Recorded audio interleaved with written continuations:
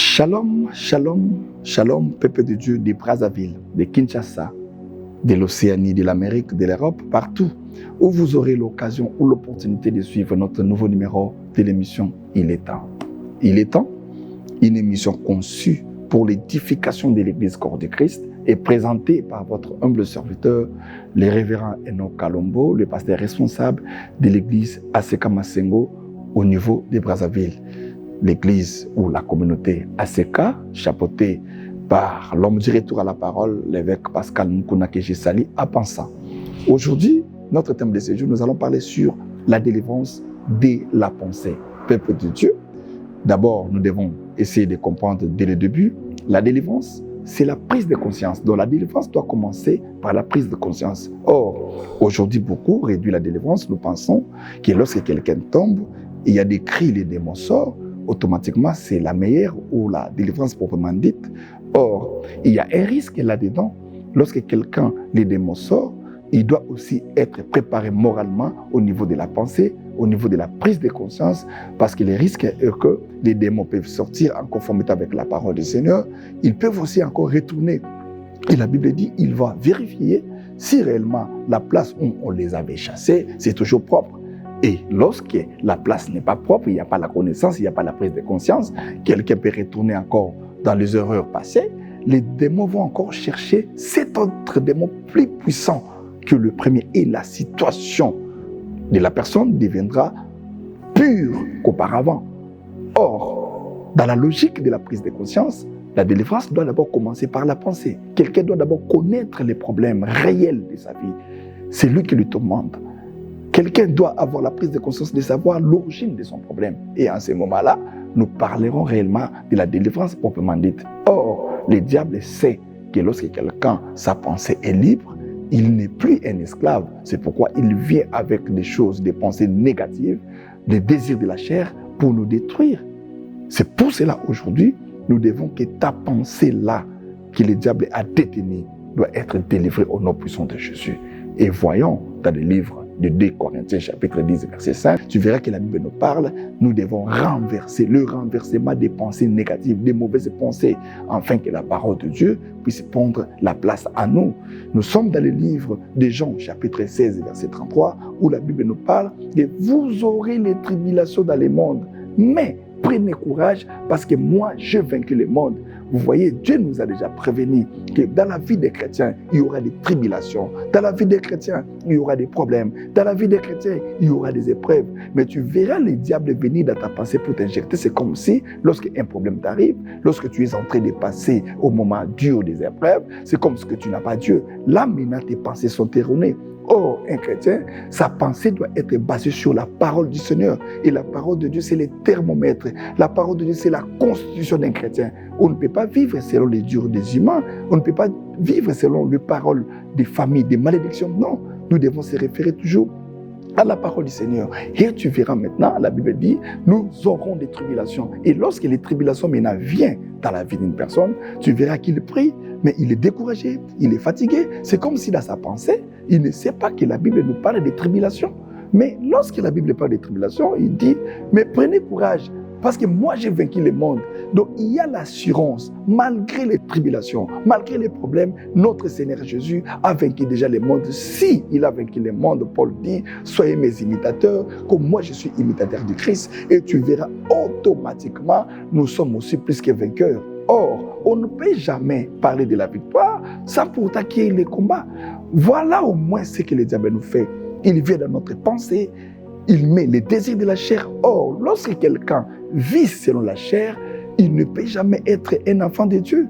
Vous verrez dans le livre des Romains, chapitre 8, dans le verset 5 et le verset 13, tu verras la Bible dit que celui qui vivra selon la chair, il mourra. Mais celui qui vivra selon l'esprit aura la vie. Et lorsque nous vivons selon l'esprit, c'est pour tout simplement détruire les désirs de la chair. Or, vivre selon la chair Vivre selon les pensées négatives, c'est lorsque nous nous sommes focalisés, notre pensée est focalisée dans les choses du monde, dans la convoitise, dans l'orgueil. Nous vivons selon la chair. Et lorsqu'un homme veut toujours satisfaire ses passions en conformité avec Jacques chapitre 4 verset 3, où la Bible dit, vous demandez et vous ne recevez pas parce que vous demandez mal dans le but de satisfaire votre passion. Et à ce moment-là, Dieu ne peut jamais te donner quelque chose lorsque tes pensées sont négatives dans le but de satisfaire ta passion. Or, Dieu donne à quelqu'un la chose lorsqu'il demande selon la volonté et lorsqu'il y a l'intérêt de Dieu là-dedans. C'est pourquoi, peuple de Dieu, je voulais fortifier quelqu'un. Je voulais que ces partages nous donnent la vie et l'assurance de ce que tu dois avoir le pensée positive. Contrôle ton entourage, regarde les personnes avec qui vous partagez. Lorsque tu remarques que dans ton entourage, il y a déjà des négativités, il y a des gens qui ont toujours la peur, il y a des gens qui ont toujours la peur d'affronter la réalité, sépare-toi de ces gens-là qui sont négatifs parce que ce sont des gens que le diable utilise pour détruire ta pensée. Je voulais te dire que tes pensées doivent être positives. Même si tu traverses des moments difficiles, David dit, même si je traverse l'ombre de la vallée de la mort, je ne crains rien, car ta houlette et ton bâton me rassurent. C'est-à-dire, peu importe les combats, peu importe les tribulations, la victoire dans un combat spirituel dépend de notre pensée. Si vous avez toujours les pensées négatives, il y a beaucoup de gens, peuple de Dieu, je donne un exemple, qui prient. Il vient à l'église, il suffit qu'il tombe malade, il suffit qu'il y ait un problème et il y a le découragement. Il y a toujours des pensées négatives. Même si il vient de prier à l'église, on a prêché sur la foi. Mais lorsqu'il sort, il arrive à la maison, il commence à regarder sa vie actuelle. Il comprend maintenant que rien ne marche et automatiquement là, il n'y a pas la foi. Or, lorsque nous sommes dans le domaine de la foi, on ne voit pas la réalité présente. La foi croit à ce que tu n'as pas encore vu. C'est-à-dire que la foi prépare la pensée d'une personne, la pensée d'un chrétien à être toujours dans la positivité. C'est ça la victoire dans un combat spirituel. Je voulais fortifier toi qui me suis. Peuple de Dieu, ne te décourage pas, ne sois pas négativiste, non. Tu dois toujours affronter la réalité. Tu dois combattre les bons combats de la foi. Tu dois croire que dans ta vie, avec le Seigneur Jésus, malgré les tribulations, malgré les condamnations, malgré les épreuves, en conformité avec Jean chapitre 16, verset 33, vous aurez les tribulations dans le monde, mais prenez courage, Cela veut dire, lorsqu'un problème arrive, lorsqu'il y a toujours des difficultés, mais moralement, tu dois toujours avoir des pensées positives. Je te donne un exemple biblique, cette femme de la perte de sang pendant 12 ans. Imagine-toi, la Bible dit, elle a dépensé tout ce qu'elle avait pour consulter les docteurs, le médecin. Donc sa pensée était la pensée négative. Elle croyait que sa guérison, elle croyait qu'elle serait guérie en dépassant l'argent devant les docteurs, en allant dans des hôpitaux. Mais c'était le contraire. Mais lorsque Dieu lui a fait grâce, sa pensée est devenue positive. La Bible dit que la foi vient de ce qu'on attend, et ce qu'on attend vient de la parole de Dieu. Elle a entendu parler de Jésus, et automatiquement, lorsque la foi, la parole est entrée dans sa pensée, la pensée a changé. Elle a compris maintenant que non, c'est celle Jésus qui est la source de ma guérison. Elle a changé la logique. Elle est partie chercher là où Jésus était. Elle ne connaissait même pas Jésus, mais à cause de sa pensée positive, à cause de la foi, à cause de la détermination, elle s'est dit en elle-même depuis la maison, si j'arrivais à toucher même le pont de la robe du maître, je serai guéri. Oh, alléluia. Et la Bible déclare, lorsqu'elle est venue, il y avait une si grande foule au milieu. Elle ne pouvait même pas.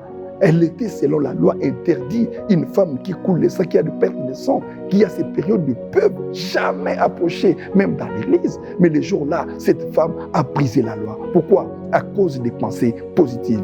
Peuple de Dieu, si vous priez, même si vous gênez, mais si vous avez toujours des pensées négatives, cela ne sert à rien. C'est pourquoi la majorité de nos prières n'arrivent plus à être exaucées. C'est pourquoi à travers ces messages, à partir d'aujourd'hui, contrôle ton entourage, marche avec les gens qui sont positifs et toi-même, sois déterminé, sois positiviste, ayez des pensées positives, crois au Seigneur Jésus, tu seras sauvé, et toi et ta famille. Et automatiquement, lorsque vous avez des pensées positives, la victoire dans les combats spirituels vous appartient. Voilà au moins le partage que nous devons partager à ces jours. Peuple de Dieu, que l'Éternel bénisse quelqu'un qui a eu l'occasion quand même de nous suivre. À partir d'aujourd'hui, il faut que des pensées négatives sortent, libère ta vie, que tu sois délivré des pensées négatives, les désirs de la chair, et nous devons vivre selon l'Esprit. Que l'Éternel bénisse l'église Aseka-Masengo, que l'Éternel bénisse mon réalisateur et que se partage dans la vie à quelqu'un. Et ma prière de ce jour est qu'à partir d'aujourd'hui, même si tu avais des pensées qui sont négatives, que l'Éternel Dieu te délivre à cela. Sois positiviste, ayez la foi en vous, ayez confiance en Dieu, car il est écrit, maudit soit celui qui se confie à l'homme, et l'Éternel vous élèvera. Ainsi, nous avons fini. Au nom de Jésus. Amen.